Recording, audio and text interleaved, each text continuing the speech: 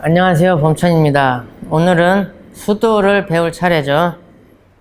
수도, 닦을 숫자입니다. 닦을 숫자, 수행한다는 거죠. 반복적으로 계속 닦고 또 닦고 또 닦고 반복적으로 계속 닦아야 되는 단계라 수도라고 하는 겁니다. 그래서 표로 나타내면 구품수도가 있습니다. 구품수도. 수도를 9단계로 나눈 것이죠. 제가 여기 표를 띄워놨습니다. 사이트에도 제가 파일을 올려놨으니까 필요하신 분들은 다운로드 받아서 쓰시면 됩니다. 그럼 먼저 이 구품 수도를 설명을 드릴게요. 수도를 먼저 3단계로 나누면 이게 여기서부터 이렇게 가는 겁니다. 뭐 이렇게 해도 되고 밑에서부터 해도 되고 옆에서 그려도 되고 뭐 상관없죠. 요쪽에 견도가 있는 거고, 이제 처음 수도에 들어서면 소품입니다. 소품, 중품, 대품 이렇게 3단계로 나누고요. 또 각각 똑같이 소, 중, 대로 나눠가지고 그럼 3, 3에 9잖아요. 그래서 구품 수도가 되는 겁니다. 그럼 어떻게 되느냐? 소품을 소, 중, 대로 나눠서 처음에 소소품이죠.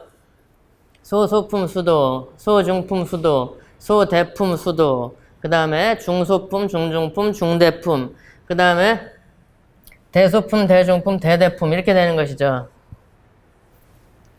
마찬가지로 견도에서 설명 드렸듯이 근본지와 후득지로 나뉘고, 근본지는 무관도와 해탈도로 나뉘어서 무관도, 해탈도, 후득지 이런 순서로 되잖아요. 이것이 계속 반복이 되는 거죠. 무관도, 해탈도, 후득지, 무관도, 해탈도, 후득지, 무관도, 해탈도, 후득지 계속 반복이 되는 것입니다. 맨 마지막에 하나만 다른데 맨 마지막에 최후 무관도가 하나 더 있죠. 이따 설명드릴게요. 그러면 이제 이 수도는 소, 중, 대 이렇게 나가잖아요. 근데 이제 수소단이 있죠.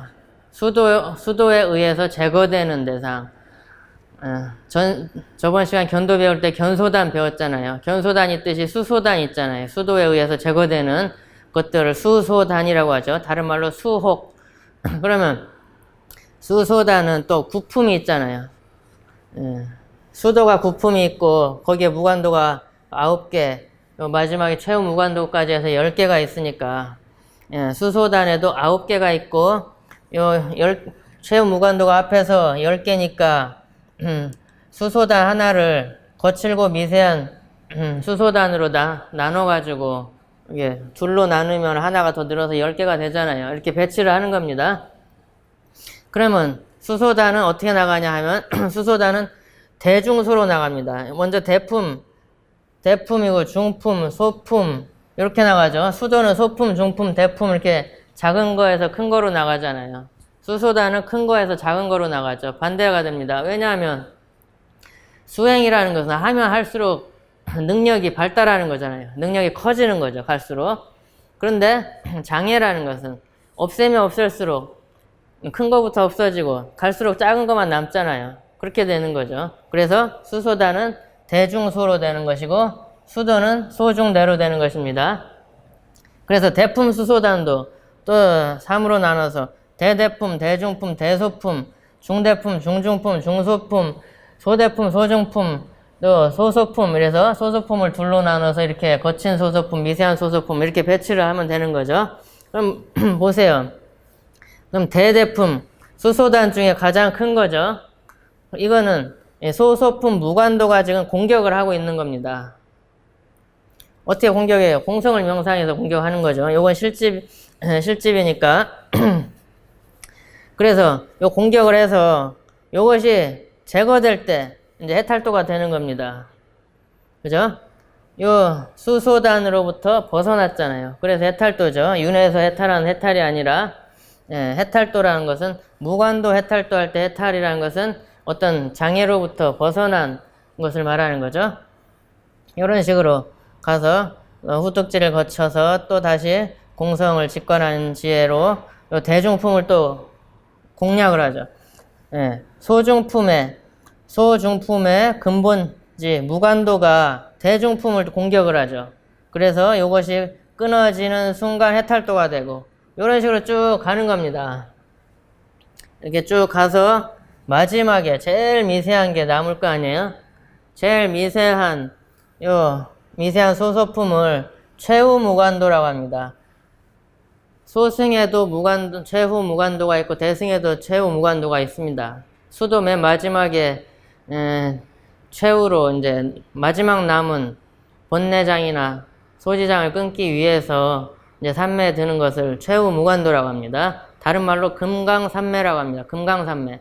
금강은 다이아몬드를 금강이라고 하잖아요. 예. 지금은 뭐 워낙 신소재가 개발되고 있어가지고 어떤가 잘 모르겠습니다만 제가 한번 검색을 해본다는 게 자꾸 잊어버리네요. 하여튼 옛날에는 다이아몬드가 지구상에서 가장 강한 물질이었잖아요. 그래서 이 산매들 중에서 가장 강하다 해서 다이아몬드의 비유를 한 겁니다. 그래서 금강산매라고 한 겁니다.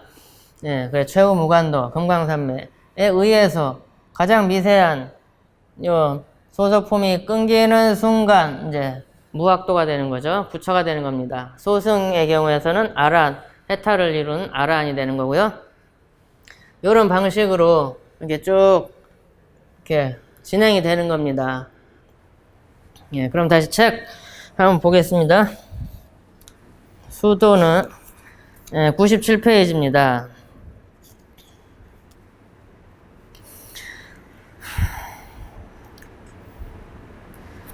본내를 파기하는 실질적인 무기인 무화를 직관하는 무분별지를 견도해서 성취한 후 이것을 반복적, 지속적으로 수행하고 또 수행함으로 수도라 한다. 그랬죠? 예.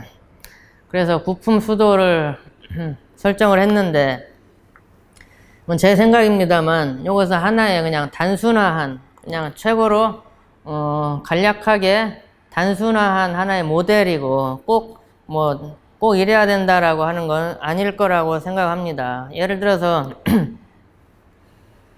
밀교를 수행하면 한 생의 부처를 이룰 수 있다고 합니다. 한 생의 부처를 이룬다는 것은 대승자량도에 들어갔을 때부터 성부를 이루기까지를 말하는 겁니다. 한 생에 가능하다고 하는데 그것은 아주 극소수의 경우잖아요. 극소수. 아주 상근기에 아주 수행을 최고로 잘한 아주 극소수의 경우가 한 생에 성부를 하는 것이지 대부분은 한 생에 성부를 하는 경우가 드물잖아요. 몇 생 또는 몇 생이 뭡니까? 수십 생, 수백 생, 수천 생, 수만 생 또 얼마든지 오랜 세월이 걸리잖아요. 현교에서는 3대 무량겁이 걸린다고 하잖아요. 이런 진짜 어마어마한 세월이 걸리고 그 안에서 수도 단계에 머물러 있는 그 시간이 어마어마하게 긴 경우가 많을 텐데 그 많은 기간 중에 겨우 공성을 직관하는 요 근본지에 겨우 9번 들락날락 하겠어요? 말이 안 되는 거죠. 또 왜 그러냐면 보살들은 너무 오랜 시간을 산매에 들지 말라고 합니다. 그거는 복덕자량을 쌓아야 되기 때문이죠. 너무 한정없이 산매에만 들면은 또 이게 습이 돼가지고 행을 안 하잖아요. 소승으로 떨어질 염려도 있고 그냥 본내장만 해탈해서 바로 해탈해버리는 경우가 있을 수도 있겠죠. 하여튼 보살들은 대승경론에서는 보살들은 산매도 오래 머물러 있지 말라고 합니다. 그 오래라는 것이 얼만큼을 말씀하시는 건지는 명확하지 않습니다만 하여튼 아무리 길어도 아무리 길어봤자 며칠 이상씩 있지 않을 거 아니에요. 그런데 그 오랜 세월 동안 그 겨우 9번만 요 근본지에 든다는 것은 말이 안 되죠. 무수히 든다고 봐야 될 겁니다. 하지만 이거 그냥 하나의 부품 수도라는 것은 최고로 단순화한 모델이다 이렇게 생각해야 될 것 같아요. 제 생각입니다. 그렇고요. 그러면 수도에 의해서 제거되는 대상이 있잖아요. 어떤 게 있죠? 변계 번뇌는 견도에서 제거가 됐죠. 남은 게 뭐가 있어요? 구생 번뇌랑 소지장이 있잖아요. 요것들을 또 제거하기 위해서 수행을 해야 되죠. 그럼 요것들을 수소단이라고 합니다. 수소단. 수도에 의해서 제거되는 대상이라는 뜻입니다. 다른 말로 수혹. 그럼 이것들이 몇 개가 있느냐. 이것도 마찬가지로 무착스님의 대승아비달마 집론에 나온 말씀에 따라서 설명드리는 겁니다. 그래서 16가지가 있다고 합니다. 16가지. 어떻게 16가지냐 하면 욕계, 색계, 무색계, 3으로 나눠서 이제 욕계 6가지, 그리고 색계와 무색계에는 화가 없어서 하나씩 빼서 5가지씩 있어서 다 합해서 16가지라는 것입니다. 그럼 뒤에 98페이지 넘겨보시면 그 목록이 나오죠. 예. 탐, 진, 만, 여무무명, 신견, 변견 이렇게 6가지라는 것입니다. 예. 그러니까 이 탐이라는 것도 변계 본내에도 탐이 나왔잖아요. 견소단인. 그러니까 탐욕에도 변계인 탐욕과 구생인 탐욕이 있다는 거죠. 변계인 탐욕은 견도에서 제거됐고 이제 구생인 탐욕을 수도에서 제거한다 이겁니다. 다른 것도 다 마찬가지로 생각하시면 되죠. 그렇다면 한번 94페이지랑 비교를 한번 해보면서 어떤 거는 변계가 있고 어떤 건 변계가 없는지 이제 비교를 해보시면은 알 수가 있습니다. 탐, 진, 만, 여무, 무명, 신견, 변견은 이제 변계와 구생이 다 있다는 거고, 나머지 여무의는 변계만 있고 구생이 없다는 거죠. 그리고 신견, 전도견도 변계만 있고요. 견치견, 개금치견 다 변계만 있고 구생은 없네요. 예, 하여튼 그렇게 해서 욕계에 포함된 구생 본내가 6가지가 있고 색계와 무색계에는 화가 없으니까 한 개씩 빠지잖아요. 5개씩 해서 합해서 욕계, 색계, 무색계의 구생 본내를 이제 16가지다 하는 거죠. 그 다음에 이 중에서도 가장 중요한 건 실집이잖아요. 실집. 구생 본내 중에 가장 중요한 건 구생 실집이죠. 실집이 모든 본내의 뿌리니까. 그래서 또 실집을 따로 이제 헤아리면 견도 설명할 때 말씀드렸던 것과 똑같은 방식으로 108가지입니다. 108. 세는 방식도 똑같아요. 근데 뭐 어차피 나왔으니까 한 번 더 설명을 드릴게요. 어떻게 108가지가 되느냐 하면 욕계, 색계, 무색계 3으로 나눠서 각각 36가지씩 해서 36 곱하기 3 해서 108가지가 되는 거죠. 그리고 그 36가지는 4, 9, 36이고요. 실집을 4개로 나눠서 각각 9가지씩 해서 4, 9, 36, 36이 되는 겁니다. 그럼 그 4가지, 실집을 4가지로 나눈 거는 제가 여러 번 설명을 드려서 이제 잘 아시죠? 또 한번 설명드릴게요. 그래서 구생을 말하는 거니까 구생은 빼고 말씀드리겠습니다. 그 4가지는 이제 퇴환소치분별, 전취소치분별, 집실능치분별, 집가능치분별 이렇게 4가지가 되는 거죠. 그 각각에 또 9가지씩 있어서 그것은 뭐 궁금하신 분은 현증장업론 역주를 보면 나옵니다만 뭐 그렇게 크게 중요한 건 아니라고 했죠. 하여튼 각자 알아서 생각해 보시면 어떤 걸로든지 생각해 보시면 되는 거죠. 그러면 퇴환소치분별은 뭐냐 하면은 보살이 물러나야 할 바, 하지 말아야 할 바를 대상으로 그것이 객관적 존재로서 객관적 대상으로 이제 실제한다고 보는 실집을 퇴환소치분별이라고 하는 것이죠. 그 중에 구생인 것을 구생 퇴환소치분별. 그 다음 전취소치분별이라는 것은 보살이 나아가야 할 바, 그러니까 행해야 할 바죠. 보살이 행해야 할 바를 대상으로 그것이 이제 객관적 존재로서 객관적 대상으로서 이제 실제한다고 보는 실집, 이것을 전취소치분별이라고 하는 것이죠. 그 중에서 구생인 것을 구생, 전취소치분별. 그 다음에 집실능취분별이라는 것은 실유를 취한 마음을 이제 주관적 존재로서 이것이 실제한다고 보는 실집, 이것을 구생, 집실, 능취분별이라고 하는 것이죠. 그 다음에 집가 능취분별, 이거는 가유를 취한 마음을 대상으로 이것이 주관적 존재로서 실제한다고 보는 실집, 이것을 집가 능취분별이라고 하는 거죠. 그 중에 구생인 것을 구생, 집가 능취분별. 이렇게 해서 수소단에 대해서는 설명을 드렸습니다. 그럼 여기서 한 가지 더 설명드려야 할 중요한 게 있는데 본내장이 어디서 끊어지고 소지장이 어디서 끊어지는가, 요걸 또 설명을 드려야 됩니다. 앞에 83페이지를 한번 보세요. 그럼 5도 10지표가 나오죠. 그럼 5도 10지표에 오른쪽에 보면은 보살지가 나오잖아요.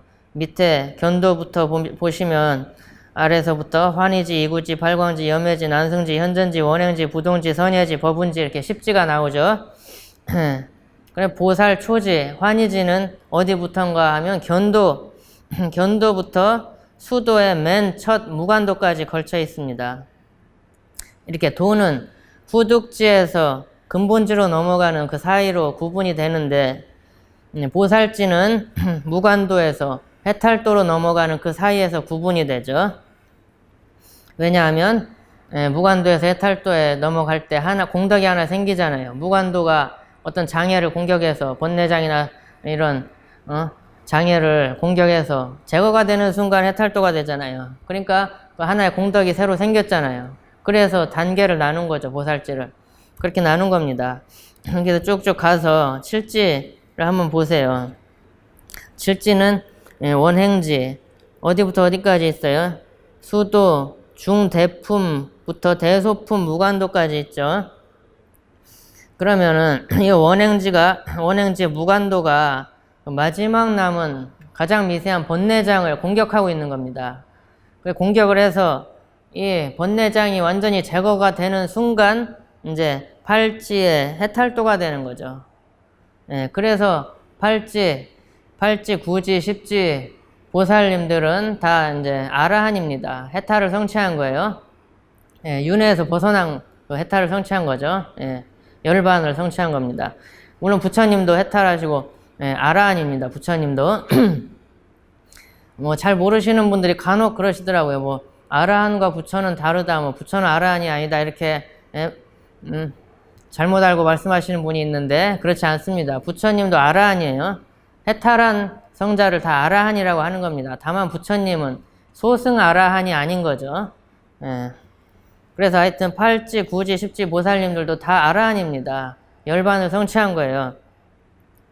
그래서 칠지까지는 번뇌가 있잖아요. 그래서 초지부터 칠지까지는 칠부정지라고 합니다. 부정은 깨끗하지 않다는 거죠. 깨끗하지 않은 단계다. 7단계니까 칠부정지. 그리고 팔지, 구지, 십지는 이제 번뇌가 없으니까 삼정지죠. 세 가지 깨끗한 단계라고 삼정지라고 하는 겁니다.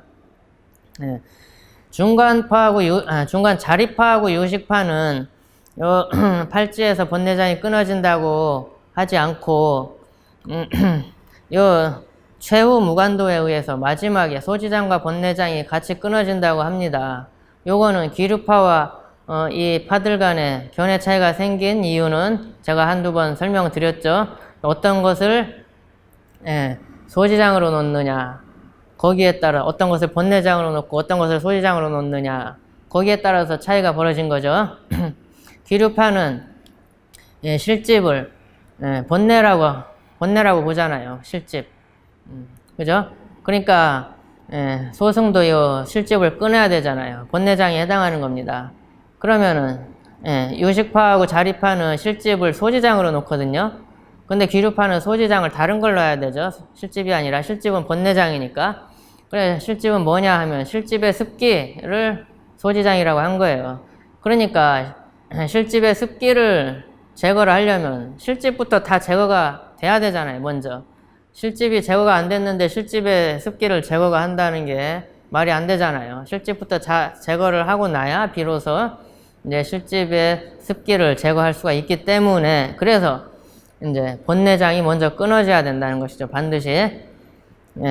그래서 칠지 무간도에 의해서 이제 끊어지면서 팔지 해탈도에서 번뇌장이 완전히 제거된다, 이렇게 말하는 거죠. 그래서 팔지, 구지, 십지 보살님들은 다 아라한이다. 부처님도 물론 아라한이고요. 알아두셔야 할 중요한 내용 중에 하나였습니다. 그러면 이렇게 수도는 이런 식으로 진행이 되는데 요 수도가 수소단을 제거하는 요 방식을 그 원리를 빨래에 비유해서 설명을 많이 합니다. 이제 빨래를 할 때 더러운 게 많이 묻어 있잖아요. 요것을 이제 비누칠을 하고 이제 막 이렇게 문지르죠. 요 때를 빼는 과정은 뭐 다양한 걸 많이 하는 게 아니에요. 그냥 문지르기만 하죠. 계속 문지르는데 비누칠해서 계속 문지르는데 이제 거친 때부터 빠져나가고 계속 빠져나가면서 이제 미세한 때가 남잖아요. 그러면서 어떤 경우는 보일 듯 말 듯한 때가 남았는데 그런 거 이제 잘 안 빠지죠. 요새는 화학 약품 같은 게 있어서 뭐 쉽게 뺍니다만 그렇지 않고 옛날 같으면은 그냥 뭐 손으로 이렇게 비벼 빨려면 엄청 어렵잖아요. 가장 미세한 남은 때가 가장 이제 질기게 남아 있는 거죠. 그렇게 큰 새로 묻은 때, 거친 때부터 이렇게 빠져나가고 이제 미세하게 남아 있는 그렇게 비유를 하는 거죠. 딱딱 맞아 떨어지죠. 비유가 이제 수소단에 의해서 이제 장애가 제거되는데 이제 거친 거부터 다 제거가 되고 마지막에 이제 가장 미세한 게 남았다가 그 미세한 것도 다 제거가 되면서 이제 성부를 하는 이제 방식이죠. 그러면 이제 성부를 하면 이제 대승무학도인 거죠. 네. 이 무학도에 대해서는 그럼 다음 시간에 설명을 드리고요. 오늘은 여기서 강의를 마치겠습니다. 감사합니다.